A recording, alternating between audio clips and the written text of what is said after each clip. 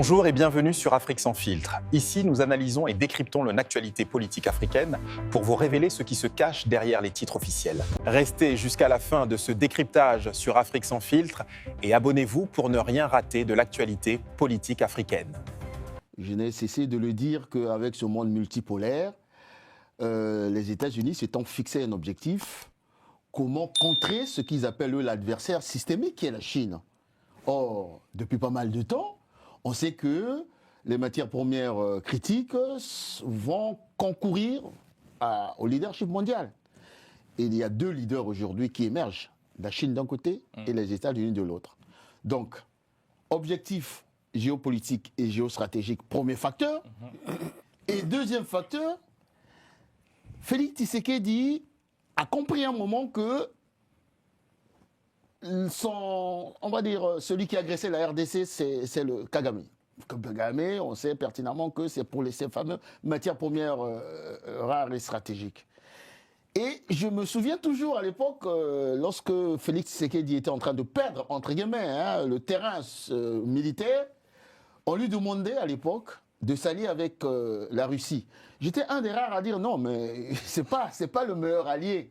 Il fallait prendre celui qui est véritablement l'adversaire systémique de la Chine. Parce que la Chine était là, et la Chine regardait la décomposition, la balkanisation quasiment de l'Est de la RDC. Et c'est comme ça que Félix Tshisekedi va mettre en place le fameux triptyque dont je parlais à l'époque pour les guerres modernes, la bataille diplomatique, le soft power et, je disais, la bataille militaire. Et Félix Tshisekedi, aujourd'hui, avec les prémices de cet accord militaire, il est dans le troisième volet de son triptyque, le volet militaire.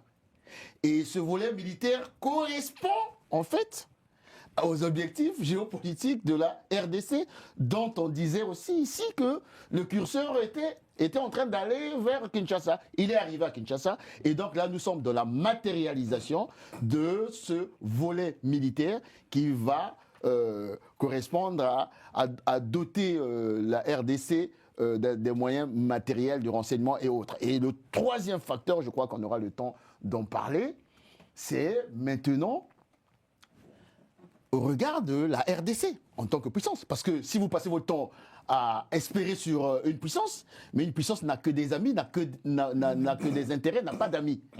La RDC aujourd'hui doit véritablement montrer de quoi il est capable pour se doter véritablement d'une force militaire de dissuasion et demain conforter cet allié stratégique qui est les États-Unis pour que demain, comme mon ami Mavinga est en blanc, pour que l'espérance véritablement revienne dans ce pays qui est la RDC. Et justement, Mavinga, selon les informations qu'on a eues, cet accord pourrait se traduire par un appui américain pour la formation des forces armées congolaises, de même aussi par l'envoi d'équipements militaires, aussi d'échanges en matière de renseignement. C'est une bonne nouvelle pour la RDC si on arrive à ce partenariat. Je pense que c'est une bonne nouvelle. Nous avons eu à le dire ici. J'appuie déjà ce que dit mon frère Guy Magloire Mafimba.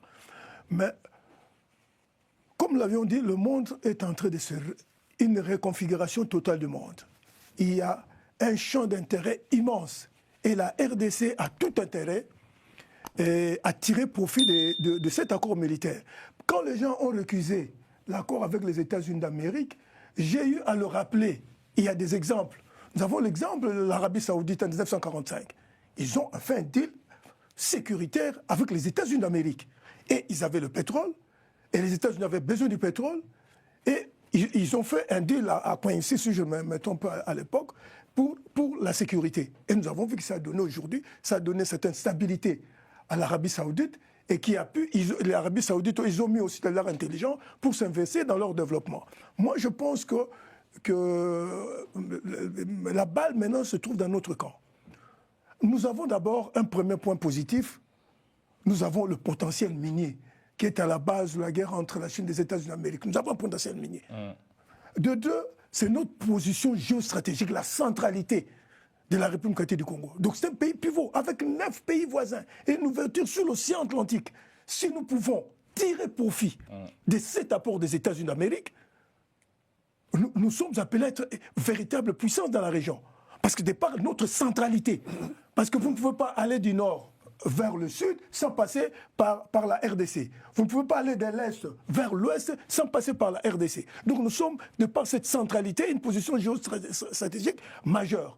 Et de toi, il y a maintenant la volonté politique. Moi, j'appuie cette volonté politique du gouvernement. Depuis un an, effectivement, le président cherche à aller vers cet accord. Mais maintenant, comme nous le reviendrons, c'est à nous d'y mettre notre intelligence congolaise et aussi notre patriotisme. Parce que comme nous allons le montrer, c'est une bonne chose de s'ouvrir aux intérêts des États-Unis d'Amérique, mais comment nous comptons dans ce partenariat privilégié créer aussi toutes les circonstances pour que les intérêts aussi de notre pays soient pris en charge. Nous reviendrons sur ça, mais c'est une bonne chose si nous y mettons notre sérieux, notre patriotisme et vraiment notre intelligence pour que nous puissions tirer profit. Mais regardez par exemple, même sur le protocole d'accord qui a été signé à Washington le 4 décembre dernier, il y a l'aspect confidentiel. Et cette confidentialité, elle est contestée par certains qui considèrent qu'il y a là l'absence de transparence. Est-ce que vous inscrivez dans cette démarche? Est-ce que vous croyez qu'on doit dévoiler un peu tout ce qui se passe pour éclairer le débat public? Moi, en tant que républicain, je vais dire ceci. Dans les concerts des nations, il y a toujours eu des clauses qui sont publiques, qui peuvent être publiques, mais il y a aussi des clauses qui celles relèvent d'une certaine puissance géostratégique. Il y a aussi parfois des clauses secrètes. Secrète, ça ne signifie pas que c'est l'affaire seulement du président de la République, mais il y a des clauses parfois qui est seulement de task force, c'est-à-dire task force congolaise, l'intelligence congolaise, la sécurité, et qui est au courant de ça. Et il y a des choses qu'on ne peut pas mettre sur le lieu public. Parce que si la RDC doit jouer le rôle de pivot, de devenir une puissance sur la manière, la sécurité, la coopération régionale économique, en fait, quand on dit stratégie, stratégie, ça englobe ce qui est visible et ce qui est invisible. Donc, moi, ça ne me gêne pas qu'on dise qu'il y a des clauses secrètes, parce que quand on parle de matière d'un État qui vient de sortir, qui doit sortir de cette longue crise, il y a des aspects stratégiques qu'il ne faut pas mettre à la disposition des ennemis.